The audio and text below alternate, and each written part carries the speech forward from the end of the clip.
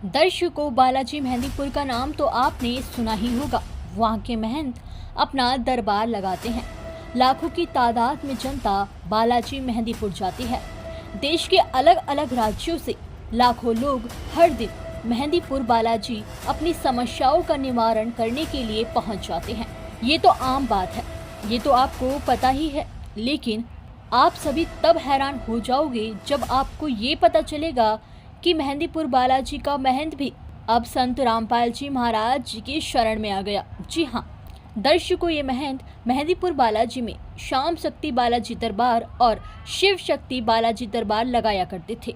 हजारों लोगों को इन्होंने नाम उपदेश भी दिया था, यानी कि हजारों की तादाद में लोगों ने इन्हें अपना गुरु मान रखा था। यह महंत बालाजी दरबार की गद्दी लगाया करते थे और लोगों के कष्टों का निवारण भी किया करते थे। इन्होंने बताया कि बालाजी महाराज और प्रेतराज सरकार की शक्ति इनके अंदर आ गई थी। इन्होंने लोगों का बहुत भला भी किया था। दर्शकों, ऐसे ही कृष्ण धीरेन्द्र शास्त्री भी हैं जो अपने आप को बालाजी का परम भक्त बताते हैं। परंतु जो महंत आज संत रामपाल जी महाराज जी की शरण में आए हैं, उनमें तो पहले से ही प्रेतराज सरकार और बालाजी की शक्ति आ गई थी, जिससे हजारों लोग इन्हें अपना गुरु मानने लगे थे। लेकिन उनके जीवन में ऐसी क्या घटना घटी जिसके कारण इन्हें संत रामपाल जी महाराज जी से नाम उपदेश लेना पड़ा। जब ये पहले से ही चमत्कारी थे, यानी कि लोगों का भला किया करते थे, तो फिर क्यों इन्हें संत रामपाल जी महाराज जी की शरण में जाना पड़ा। आइए दर्शकों, आज आपको एक बालाजी महाराज जी के महंत से रूबरू करवाते हैं। आज इन्हीं से जानेंगे कि अधिक लोकप्रिय बालाजी महाराज के महंत होने के बाद भी इनके जीवन में ऐसी कौन सी घटना घटी जिसके कारण ये संत रामपाल जी महाराज जी की शरण में आ गए। आइए दर्शकों, जानते हैं इनकी कहानी इन्हीं की जुबानी। आइए इन महंत से जानते हैं कि क्यों ये संत रामपाल जी महाराज जी की शरण में आए। जी सर, संत रामपाल जी महाराज जी की शरण में आने से पहले मैं और मेरा पूरा परिवार 15 साल से बालाजी महाराज जी की अटूट साधना किया करते थे। बालाजी महाराज जी के मंगलवार के व्रत भी रखा करते थे और 40-40 दिन के बालाजी महाराज जी के व्रत रखते थे और सुबह को एक लौंग का जोड़ा गंगा जल का सेवन करते थे और शाम को संध्या के समय दूध और फल का आहार किया करते थे। और हम ओम हंता हनुमंता नमः का जाप करते थे, ओम बटुक भैरवाई नमः का जाप करते थे। 108 माला ऐसी हम 33 माला पर डे किया करते थे। और 7 साल से मैं खुद बालाजी महाराज जी की गद्दी लगाया करता था। श्याम शक्ति बालाजी दरबार और शिव शक्ति बालाजी दरबार के महंत के पद पर विराजमान था। साथ ही साथ गांव-गांव जाकर हम बालाजी महाराज का प्रचार किया करते थे और सुंदरकांड का पाठ करते थे। और जितनी भी बालाजी दरबार में जितनी भी क्रियाएं होती हैं वो मैं सब करता था। भूतों की पूजा करना, क्योंकि बालाजी महाराज जी के साथ एक प्रेतराज सरकार है। आपको नाम से ही पता चला होगा कि प्रेतराज सरकार, बालाजी समाज जो भी है सब भूतों की पूजा करता है और हम उसके महंत थे। बालाजी महाराज जी की साधना जितनी भी है वो भूतों से संबंधित है, क्योंकि दरबार के अंदर जितने भी लोग आते थे वो भूतों से ग्रस्त, समस्याओं से ग्रस्त लोग आते थे। और हम बालाजी महाराज की शक्ति का आह्वान होता था मेरे शरीर के ऊपर और उस शक्ति के माध्यम से हम उनका भूत भविष्य वर्तमान बताया करते थे। और एक गुरु गद्दी पे विराजमान थे। कम से कम हमारे 1000 प्लस शिष्य थे जो दरबार में आया करते थे। बालाजी महाराज जी की साधना के साथ साथ प्रेतराज जी की साधना होती। आपको नाम से ही लग रहा होगा प्रेतराज, प्रेतों की साधना बालाजी परिवार पूरा करता है। हम जो साधना करते थे उस साधना से मुझे मानसिक सुख नहीं था। मैं एक गुरु गद्दी पे विराजमान होने के बावजूद भी मुझे को मानसिक सुख नहीं था और हमारे घर के अंदर हमेशा गृह क्लेश बना रहता था। छोटी छोटी बातों पे खींचातानी हो जाती थी, धन का अभाव था, मम्मी की हमेशा तबीयत खराब रहती थी और लोगों के हम कहीं ना कहीं मसीहा थे। मेरे को लोग गुरु कहते थे और अपनी परेशानी का समाधान मेरे से पूछते थे और मैं खुद मेरे घर के अंदर खुद परेशानियों का पहाड़ टूटा हुआ था। तो फिर संत रामपाल जी महाराज की शरण में क्यों आए, क्या मजबूरी रही आपकी? सर, आपने बहुत अच्छा क्वेश्चन करा। संत रामपाल जी महाराज जी की शरण में आने का मेरा एक बहुत महत्वपूर्ण कारण रहा। जैसे कि मैं 15 साल से बालाजी महाराज जी की मैं और मेरा पूरा परिवार साधना कर रहा था और 7 साल से मैं खुद एक गुरु गद्दी पे विराजमान था। मेरे घर के अंदर एक ऐसी घटना घटित हुई, क्योंकि सर मैं आपको कहना चाहूँगा कि भक्ति इसलिए करते हैं कि जिससे मानसिक सुख हो और कभी अकाल मृत्यु ना हो। मेरे घर के अंदर खुद एक ऐसा घटना घटित हुई जिसने मुझे तोड़ कर रख दिया। मेरी बड़ी सिस्टर थी जिसकी हमने शादी करी और शक्तियों के आदेश अनुसार हमने उसकी शादी करी थी, और 6 महीने के बाद वो उसका डिवोर्स हो गया और वो घर आ गई। वो परेशान रहने लगी और दरबार के अंदर हमेशा शक्तियों से भी और बालाजी से प्रार्थना करती थी कि हे मेरे बालाजी महाराज, ये मेरे साथ ही क्यों हुआ? हमने तो आज तक कभी किसी का दिल नहीं दुखाया, हमने कभी किसी को कोई परेशानी नहीं दी, ये मेरे साथ ही क्यों हुआ? जो शक्ति कहा करती थी, कहती थी कि बेटा तेरा जीवन उसी लड़के के साथ चलेगा, और ऐसा नहीं हो पाया। 25 जून 2021 को दिन शुक्रवार के दिन, और उससे पहले मंगलवार को दरबार हुआ और वो लड़की भी बैठी थी, और जो शक्ति भूत भविष्य वर्तमान बताया करती थी लोगों का, वो मेरे घर का न बता पाई। 25 जून 2021 को वो सुबह उठी ब्रह्म मुहूर्त में, उसने पूजा करी और अपने रूम के अंदर गई और उसने पॉइजन खा लिया। मुझे बिल्कुल एहसास भी नहीं हुआ कि मेरे घर के अंदर ये घटना घटित होने वाली है। और जब उसने पॉइजन खा लिया मुझे पता चला तो मैं बिल्कुल एक हैरान सा हो गया कि ये मेरे घर में कैसा हो गया। और मुझे इतना विश्वास था कि मेरे साथ ऐसा नहीं हो सकता था। और लोगों ने मेरे को टोन कसने शुरू करे, मेरे गांव वालों ने, मेरे मामा के लड़के ने, मेरे मौसी के लड़के ने, कि बालाजी महाराज को देखेंगे कि बालाजी महाराज में शक्ति होगी तो इस बच्ची को बचा देगी। सर एक बात कहना चाहूँगा, जब हम बालाजी मंदिर में बैठते थे तो हम भजन गाया करते थे कि बालाजी महाराज ने राई का पहाड़ करा है, और पूरा समाज जानता है हनुमान जी के लिए लोक वेद इतना चला हुआ है कि हनुमान जी मुर्दे को जिंदा कर देते हैं और ऐसा करते हैं वैसा करते हैं। मैं खुद कहा करता था कि हनुमान जी की जो पूजा करेगा उसकी कभी अकाल मृत्यु नहीं होगी, और हमारे घर में ही ऐसा हुआ। लोगों ने मुझे टोन कसने शुरू करे कि हम देखेंगे बालाजी महाराज आज इस बिटिया को बचाएंगे नहीं बचाएंगे। मैंने बालाजी महाराज जी से प्रार्थना करी कि हे मेरे बालाजी महाराज, आज भगत की लाज रखना, इस बिटिया को जीवन दान देना। ऐसा नहीं हुआ और वो हमें छोड़ के चली गई। जब वो हमें छोड़ के चली गई तो मुझे फिर भी विश्वास था कि हो सकता है कि इसके प्राण आ जाएं, क्योंकि हमने सुना है कि जो भगवान का भगत होता है वो इसके प्राण आ जाते हैं दोबारा। ऐसा नहीं हुआ। हमने बालाजी महाराज जी के चरणों में अरदास लगाई। वहाँ पर बालाजी महाराज के चरणों में जो अरदास होती है उसे अर्जी के नाम से डिफाइन करा जाता है, और सवा मणि जो 21,000 की सवा मणि बालाजी महाराज जी को लगती है वो हमने लगाई। हमने प्रार्थना करी और घर के अंदर हम 40-40 दिन तक अखंड जोत जलाया करते थे। 3, एक शुद्ध देसी घी की और 2 शुद्ध सरसों के तेल की जोत जलाया करते थे। जब लड़की हमें छोड़ के चली गई, जब हमने उसका दाह संस्कार कर दिया, कहीं ना कहीं हम भगवान से परिचित थे तो इतना तो समझते थे कि अकाल मृत्यु हुई है वो, तब भी मेरा भरोसा नहीं उठा भगवान से।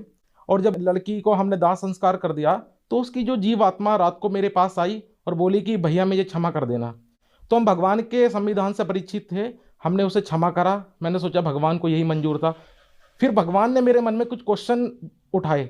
भगवान आज बताते हैं, मैं संत रामपाल जी महाराज की शरण में हूँ, एक वाणी याद आती है, बताना चाहूँगा। करे करावे साइया मन में लहर उठा, क्योंकि भगवान ने मेरे मन में कुछ प्रश्न उठाए कि जब नर के अंदर नारायण वास करता है तो वो पॉइजन किसने खाया, नारायण ने खाया या नर ने खाया? ऑटोमेटिकली मेरे मन में प्रश्न उठने लगे कि भगवान कौन है, कैसा है, कहाँ रहता है। और मैं एक महंत की गद्दी पे होने के बावजूद भी जब ये मेरे घर में हो सकता है, भाइयों मैं उन सभी से कहना चाहूँगा आपसे दिल से, जब मैं गुरु गद्दी पे बैठकर मेरे घर में ऐसा हो सकता है तो आप तो इतनी बड़ी साधना भी नहीं करते होंगे, आपके घर में कैसे पहाड़ टूटेंगे। और आज बालाजी महाराज के जितने भी सेवक हैं कहीं ना कहीं परेशान है, भूतों से ग्रस्त हैं। फिर मैं पूरे जितने भी महंत थे जो मेरे टच में थे, मैंने सभी को कॉल लगाया कि मेरे घर में एक घटना घटित हो गई है और ये कैसे हुई मुझे समझ नहीं आता। मैं मेहंदीपुर बालाजी महाराज के जो महंत हैं प्रेतराज दरबार के मोहनपुरी जी महाराज, मैंने उनसे बात करी, उन्होंने मेरी कोई बात का उत्तर नहीं दिया। मैंने सभी महंतों से संपर्क साधा, किसी ने मेरी उत्तर नहीं दिया। फिर मैं एक हमारे यहाँ बिजनौर एरिया पड़ता है और वहाँ मैं गया, एक संत है वहाँ फूल संधे नाम से, उन संत के पास गया अपने क्वेश्चनों को लेकर, क्योंकि मैंने सुना था कि इन क्वेश्चनों का जवाब अब संत ही दे सकता है। जब मैं संत के पास गया तो संत ने कहा भगवान निराकार है, उसका कोई आकार नहीं है। मैंने पूछा कि जीव आत्मा मरने के बाद कहाँ जाएगी?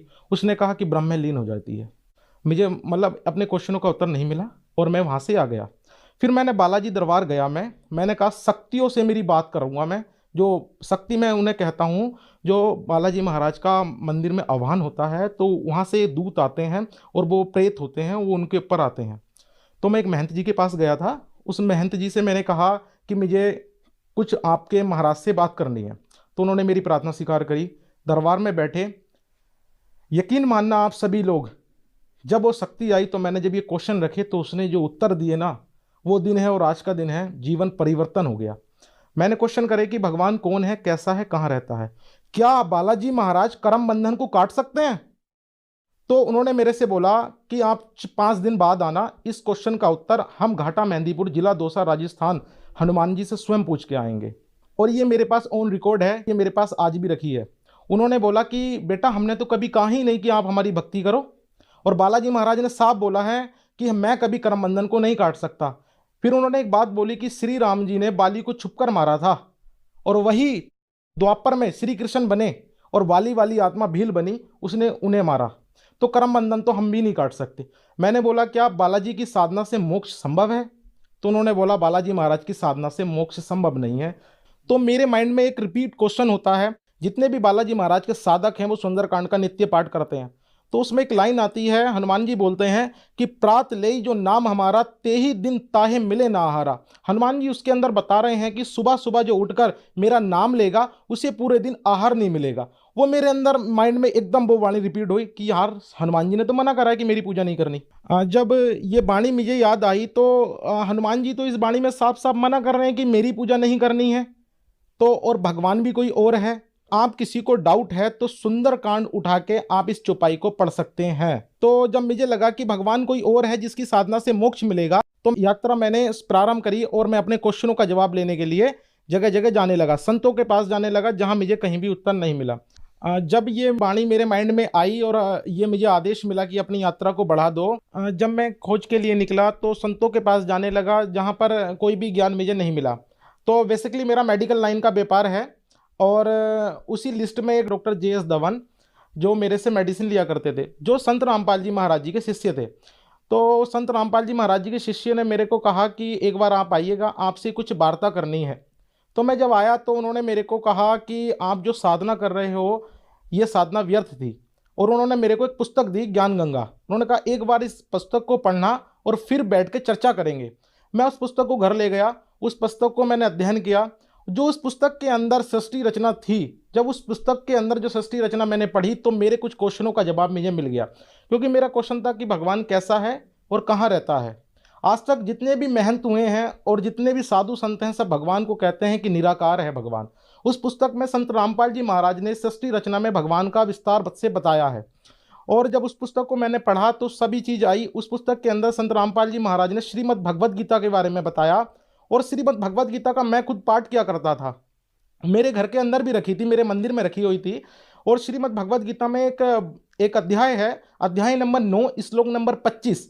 उसके अंदर बताया गया है कि जो भूत पूजेंगे वो भूतों को प्राप्त होंगे, जो पितर पूजेंगे पितर को प्राप्त होंगे, जो देव पूजेंगे वो देव बनेंगे। जब मैंने ये वाणी पढ़ी उसके अंदर और ये मैंने मैच करी तो वो पाई मैंने उसके अंदर, बालाजी समाज जो भी है वो सब भूतों की पूजा करता है। तो मानसिक सुख और शारीरिक सुख कभी उन्हें हो ही नहीं सकते, क्योंकि शास्त्रों से विरुद्ध साधना कर रहे थे वो। ठीक है। और साथ ही साथ जब मैंने आगे पढ़ा तो सारा ज्ञान संत रामपाल जी महाराज जी का वो जो शास्त्रों से प्रमाणित पाया।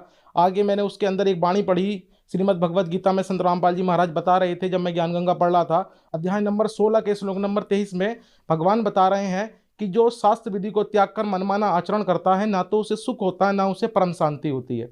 ये मैंने जब मैच करा तो वो श्रीमद् भगवद गीता में पाया। जब मैंने ज्ञान समझ लिया तो 1 अगस्त 2021 को परम पूज्य संत रामपाल जी महाराज जी से नाम दीक्षा ग्रहण करी।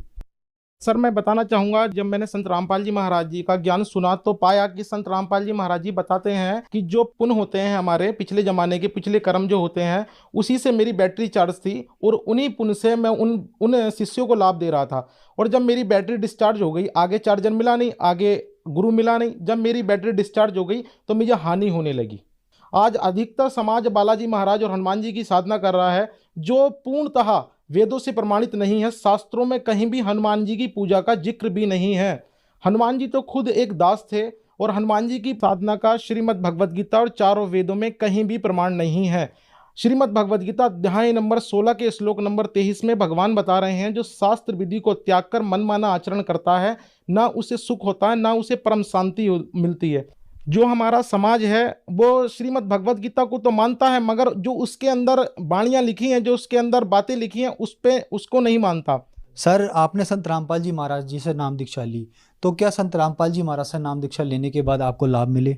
हाँ जी, संत रामपाल जी महाराज जी से, परम पूज्य संत रामपाल जी महाराज जी से नाम लेने से पहले मेरी आर्थिक स्थिति बहुत कमज़ोर थी और मैं जिस कार्य को भी करता था मुझे उसमें लाभ नहीं होता था। ठीक है, संत रामपाल जी महाराज जी से जब मैंने नाम दीक्षा ली, उसके कुछ समय के बाद मालिक ने दया करी, संत रामपाल जी महाराज ने दया करी, एक मेरा होलसेल का मेडिकल स्टार्ट हुआ और साथ ही साथ हमारा एक मशरूम का यूनिट भी है, रश्मि मशरूम फार्मिंग के नाम से। और मेरा होलसेल में मेडिकल है, मेरी खुद की संत रामपाल जी महाराज जी की दया से मेरी खुद की एक फर्म है जिसमें हमारी मेडिसिन आती हैं और हम मार्केट में सेल करते हैं। पहले जो हम काम कर रहे थे मार्केट के अंदर काफ़ी पैसा फंस जाया करता था जो निकल नहीं पाता था। एक बार मेरे साथ ऐसा हुआ कि एक मेरी पार्टी है, उसने काफ़ी माल ले लिया और मुझे पैसा नहीं दिया। और जब मैं संत रामपाल जी महाराज जी की शरण में आया, मैंने मालिक संत रामपाल जी महाराज जी से प्रार्थना करी और वो पैसा मेरा रिकवर हो गया। भगवान ने लाभ तो समय समय पे दिए हैं। जैसे मेरी मम्मी थी, उसे बहुत परेशानी रहा करती थी पहले भी। संत रामपाल जी महाराज जी की शरण में आने से पहले उन्हें काफ़ी परेशानियां थीं। उन्हें एक लंग्स में प्रॉब्लम थी टीबी की, जो ब्लीडिंग आ जाया करती थी, खांसी के अंदर उन्हें ब्लीडिंग आ जाया करती थी। जब हमने संत रामपाल जी महाराज जी से नाम उपदेश लिया, उसके कुछ समय के बाद संत रामपाल जी महाराज जी के आशीर्वाद से उनकी परेशानी पूर्णतः के साथ खत्म हो गई। आज उन्हें थोड़ी बहुत भी कोई दिक्कत होती है तो 10-15 रुपए की टैबलेट से रिकवर हो जाती हैं। पहले हमारे घर के अंदर हर महीने 10 से 15 हज़ार की मेडिसिन आती थी। मेरे पिताजी नशा करते थे और सुरती का सेवन करते थे और हमारे समझाने पर भी वो उसे छोड़ नहीं पा रहे थे। परमात्मा संत रामपाल जी महाराज जी का जिस दिन उन्होंने नाम दीक्षा ली, उसी दिन से उन्होंने नशा त्याग दिया। मैं सभी बालाजी महाराज के जो भी सेवक हैं, जो उनके भगत हैं, मैं उस सभी को एक प्रार्थना करना चाहूँगा और जो बालाजी दरबार में महंत गद्दी पर विराजमान है, उन सभी महंतों से, गुरुओं से एक प्रार्थना करना चाहूँगा। जब आपके बालाजी महाराज स्वयं कह रहे हैं कि मेरी भक्ति नहीं करनी है, तो हम उनकी साधना जो कर रहे हैं इसलिए हमें लाभ भी नहीं मिल रहे हैं। और बालाजी महाराज जी की, हनुमान जी की साधना किसी भी वेद के अंदर नहीं है, पूर्णतः वेदों से विरुद्ध है। इसलिए ना तो किसी भी को सुख हो रहे हैं, ना ही कोई शांति मिल रही है। मेरा आपसे हाथ जोड़ के निवेदन है, जो भी मुझे मेरे शिष्य देख रहे हैं, मैं आप जी से सभी से प्रार्थना करूंगा और जो महंत गद्दी पर विराजमान हैं बालाजी दरबार के, एक बार आप अपने धर्म शास्त्रों को खोल के देखिए। एक बार संत रामपाल जी महाराज जी का जो ज्ञान है उसे सुनिए। संत रामपाल जी महाराज वेदों से प्रमाणित भक्ति दे रहे हैं। आप सभी जो गुरुपद पे विराजमान हैं महंत, मेरा सभी से हाथ जोड़ के प्रार्थना है कि आप जी के भगवान जो बालाजी महाराज हैं वो तो साफ साफ अपनी भक्ति के लिए मना कर रहे हैं, तो जो हम जो भक्ति कर रहे हैं वो शास्त्रों के अनुकूल नहीं है। वर्तमान में संत रामपाल जी महाराज ही शास्त्रों के अनुकूल भक्ति दे रहे हैं। मेरा उन सभी महंतों से हाथ जोड़ के प्रार्थना है, एक बार आप संत रामपाल जी महाराज जी के ज्ञान को सुनिए और चिंतन कीजिए, मनन कीजिए, जो हम भक्ति कर रहे हैं क्या वो सही है। आप चंद पैसों के चक्कर में भोली वाली जनता को भ्रमित मत कीजिए। आप जी के कहने से किसी का जीवन बच जाए तो बहुत अच्छी बात है। आप जी भी संत रामपाल जी महाराज जी का ज्ञान समझिए एक बार। जब मैं महंत पद पे था तो ये उसका प्रूफ है, ये हमारी वेशभूषा हुआ करती थी उस समय। ये मैं आपको उसका प्रूफ दिखा रहा हूँ। जहाँ हम दरबार लगाते थे, ये शिव शक्ति बालाजी मंदिर है जहाँ मैं गद्दी पे विराजमान था। ये मैं खड़ा हूँ, आगे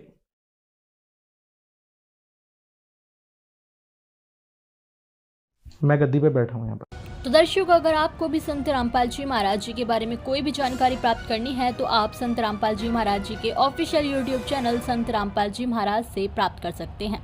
दर्शकों, आज की वीडियो में सिर्फ इतना ही। फिर मिलते हैं एक और नई वीडियो के साथ। दर्शकों, इस वीडियो के बारे में आपकी क्या राय है हमें कमेंट बॉक्स में ज़रूर बताइए। अगर आपको ये वीडियो अच्छी लगी हो तो वीडियो को लाइक ज़रूर कीजिए। अगर आप चैनल पर नए हैं तो चैनल को सब्सक्राइब करके ऑल नोटिफिकेशन को भी ऑन कर लीजिए, जिससे आपको हमारी हर नई वीडियो की नोटिफिकेशन मिलती रहे सबसे पहले। धन्यवाद।